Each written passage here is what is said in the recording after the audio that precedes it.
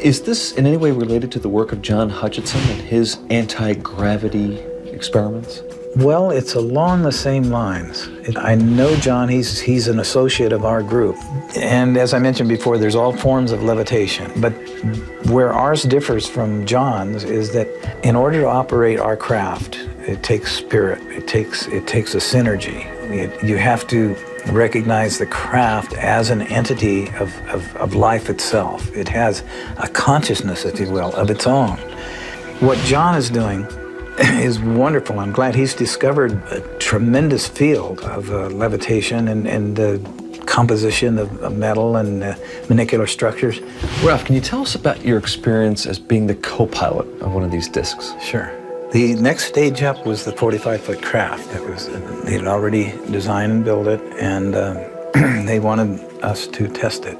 So we got on board, and near the center of the craft was a giant crystal ball in a kind of a gyroscopic holder. Underneath that was a laser that came up through the bottom of this crystal. And as the light came up and dispersed around this crystal, it lit up the crystal from infrared all the way around to ultraviolet. And then Carr said, okay guys, what I want you to do is just clear your brain and use your mind. So this is an experiment.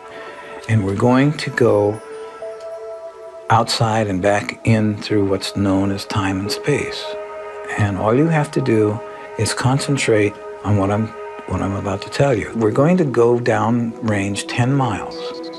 And that 10 miles downrange is equated to the vibratory rate of the color aquamarine. The colors just kind of dissolved and started turning into this brilliant aquamarine. And it lit up the whole ship. And then he said, okay, that's it, boys. Get out of the craft, and we're going to debriefing.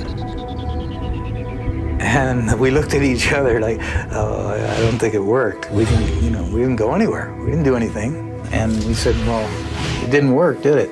They said, why don't you guys empty your pockets? And we started pulling out sticks and stones and grass and stuff and putting them on the table. And I know we didn't have those going in. And where in the heck did this come from? And he said, well, you remember I told you about the brain has a limited capacity. It cannot believe beyond its jurisdiction. It doesn't want to believe anything beyond that. So you traveled with your mind, and it will come back to you, and all these dots will be filled in as your life progresses. You'll remember what you did. It was in retrospect, I did go back now, and I do remember going and getting out of the craft. There was 3 of us. We walked down this ramp. We got out and we went over to a little hillside. I can see it right now. We picked up rocks and sticks, put them in our pockets, and we got back on board. I remember it now, but I didn't remember it then. It sounds like this technology is something that we have to be spiritually advanced enough to be able to use it. And Carr explained that as higher consciousness. He said, you've got to raise the consciousness. When you were operating this disc, did you notice or were you told that anything changed as far as the structure of the craft? There's a consistent expansion and contraction. It's almost so instantaneous that it's unnoticeable. And in one of the smaller demonstrations, we had a small model, aluminum model, and I could hear this hum, and it was just a beautiful, beautiful feeling while this thing was running, and I was touching it, and then it got more and more intense, and then I found like it was Jell-O, and I could put my fingers on it like Jell-O, and I looked at the other guys, and then I put my fingers inside this aluminum with my hand. I said, this is impossible, but I'm doing this, and I put it in and out of the craft. And Carr was over there because he said, you're energy, and that's energy. And when you understand that and you get a harmonic with energy, you get a balance, you can do anything. There's no limit. So the next day, he had another model, and we put it up, but he was going to accelerate beyond. He says, these retinas are like cameras, are flashing at milliseconds.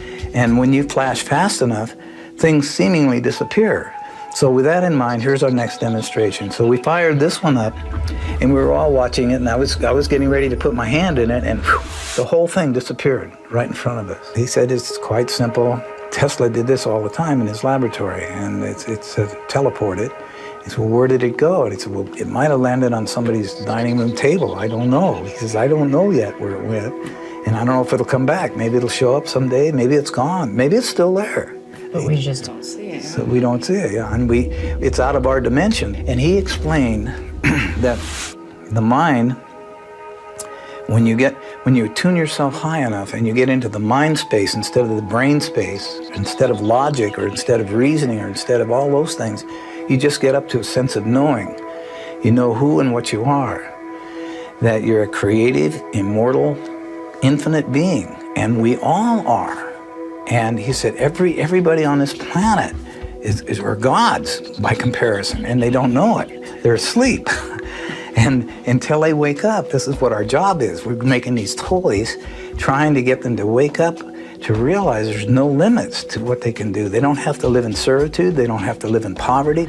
They've just been told that by people that unfortunately want to control things. Carr explained to us that the brain that we have operates this water vessel which we live in. But the energy that inhabits the vessel is who and what we are. We are energy, we're not bodies. The energy is all magnetic in nature. It's free in nature. We're swimming in energy.